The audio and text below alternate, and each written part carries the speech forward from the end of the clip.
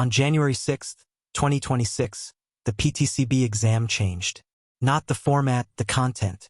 The 4 domains were reweighted, some topics were deleted outright, and new ones were added. If you are studying from a book printed in 2025, part of what you are memorizing is no longer on the exam, and part of what is on the exam is not in your book. In the next few minutes, I'll show you exactly what moved, what is gone, what is new, and what to actually do about it. For things, the domain weights and every single one of them moved. What was removed, which is the good news. What was added, which is where people get caught. And what stayed exactly the same so you don't panic about things that didn't change. Start with the biggest one because it changes how you should spend your time. Federal requirements went from 12.5% of the exam to 18.75%. That is a 50% increase in its share, by far the largest move on the new blueprint. On an 80-question scored exam, that is roughly 15 questions coming from federal law alone. If you have been treating federal as the small domain you crammed the night before, that is no longer a safe bet.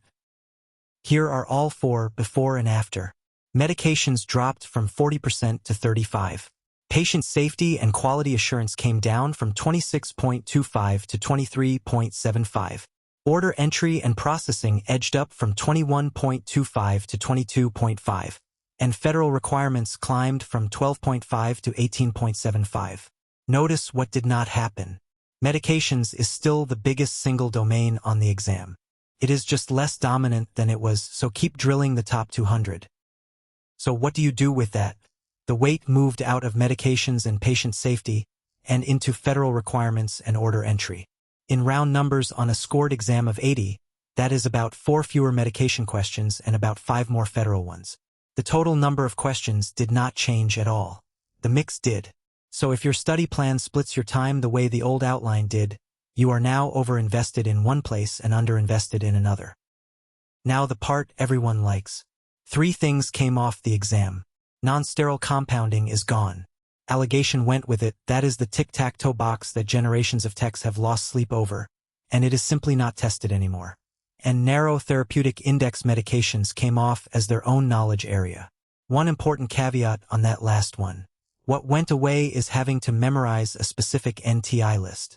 High-risk medication thinking did not go away, so keep your high-alert drugs. If your study book still has an allegation chapter, that book was written for the old outline.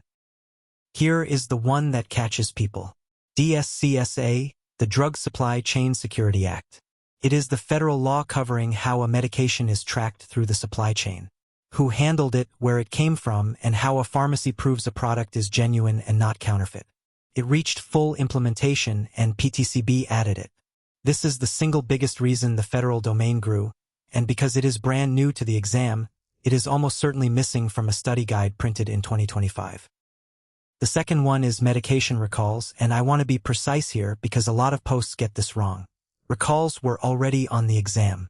What changed is that the 2026 outline expanded them into a much bigger topic and put them at Area 2.5 under federal requirements.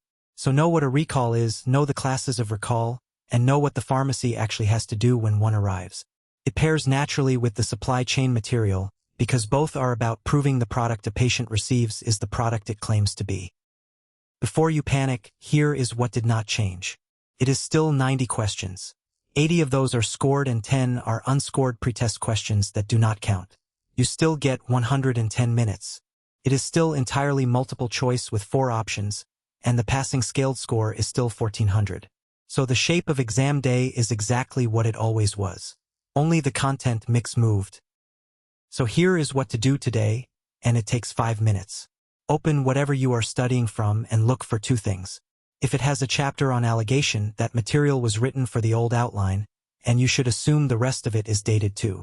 If it covers the Supply Chain Security Act and medication recalls, it was built for the current exam. That one check tells you whether you are about to spend weeks memorizing things the exam will never ask you. Here is the whole thing on one screen. The weights.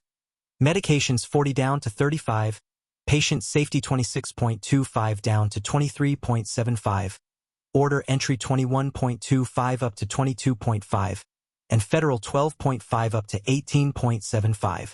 Removed, non-sterile compounding, allegation, and narrow therapeutic index drugs.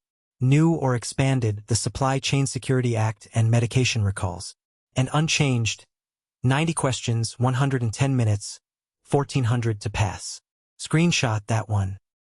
If you want to study against the current outline rather than an old one, the RX Reflex app is built on the 2026 blueprint. It is a PTCB study app for pharmacy techs, with the top 200 drugs, the math bank, and scenario questions across all 4 domains, and a step-by-step explanation on every question. The RX Reflex app is free on iOS and Android. The link is in the description, or scan the QR code on screen. And if math is the part that worries you, watch the next one on the 5 question types, because every calculation on this exam comes down to a handful of patterns. Good luck.